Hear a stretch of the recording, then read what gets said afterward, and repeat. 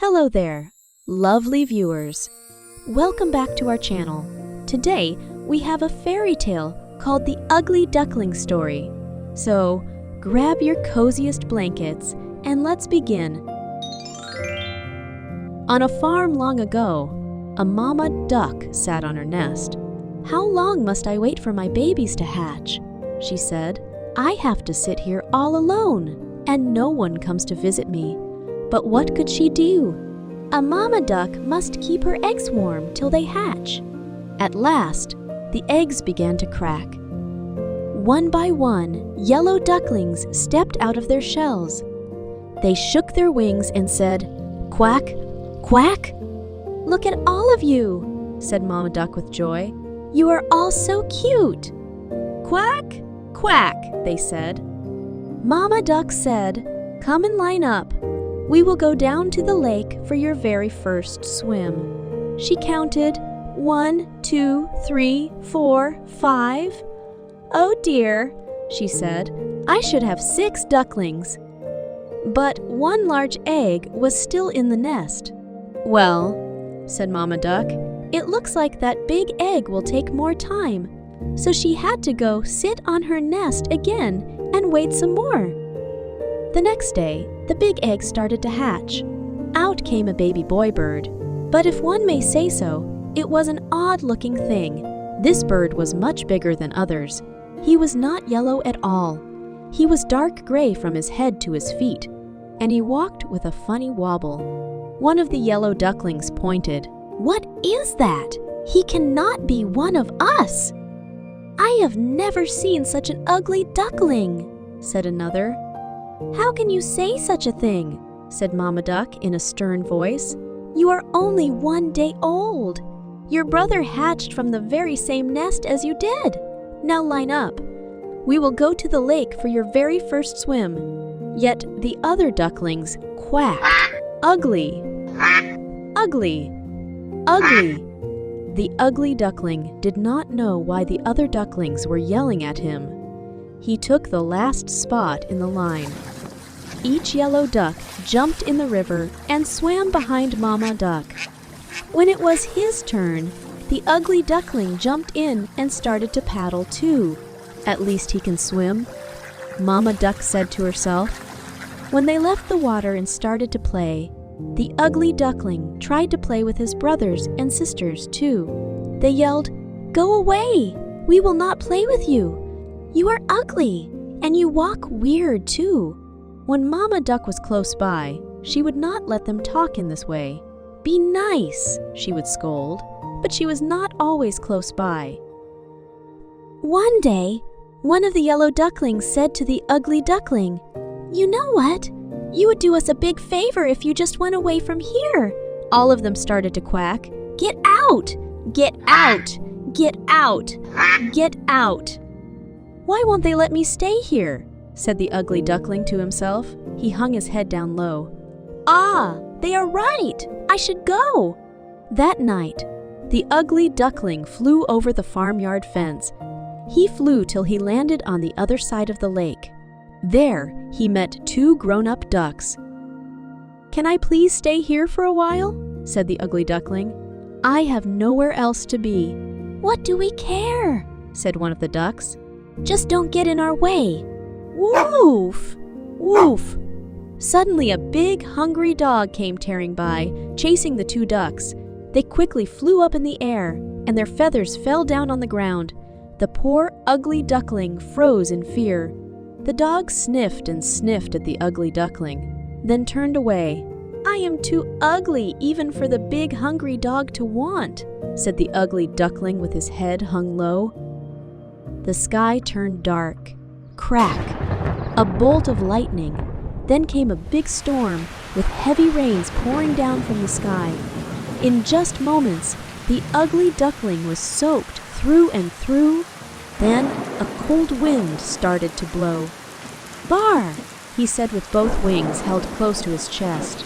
"If only there was a place I could get dry."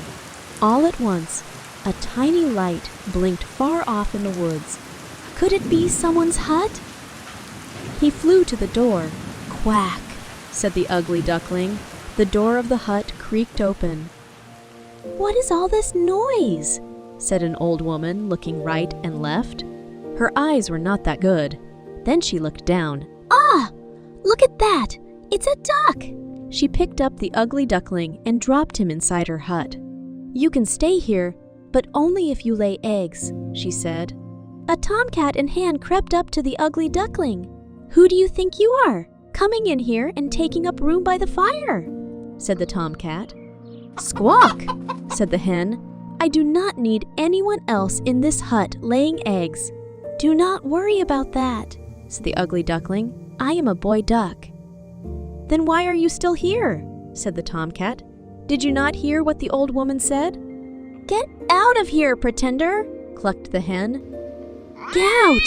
Get out!" hissed the tomcat. The door was still a bit open, so our poor ugly duckling slipped out the door and back into the storm. "No one ever wants me," said the ugly duckling with a tear in his eye. The storm ended.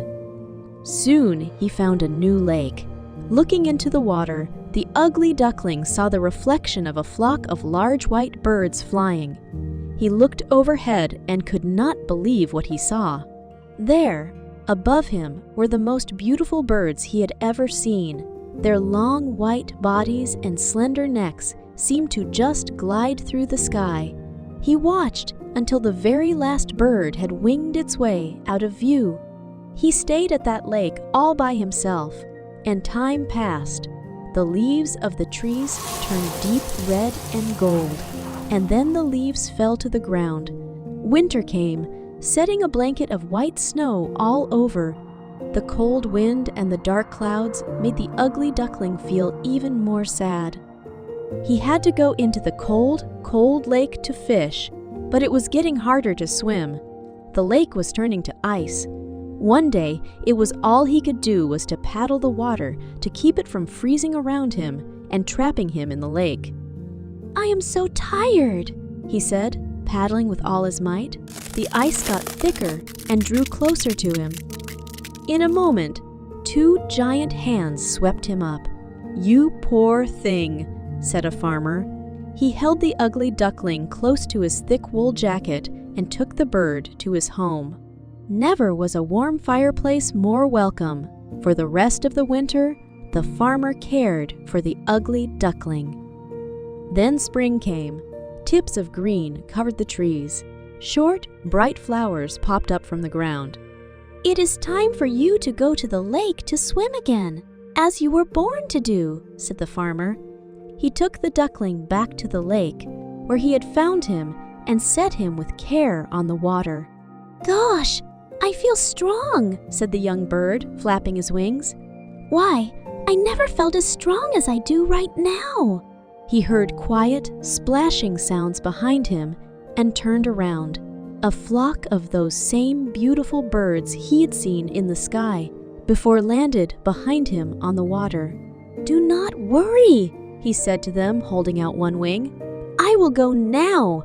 I will not make trouble for you." A big fat tear rolled down his cheek. He turned to go away.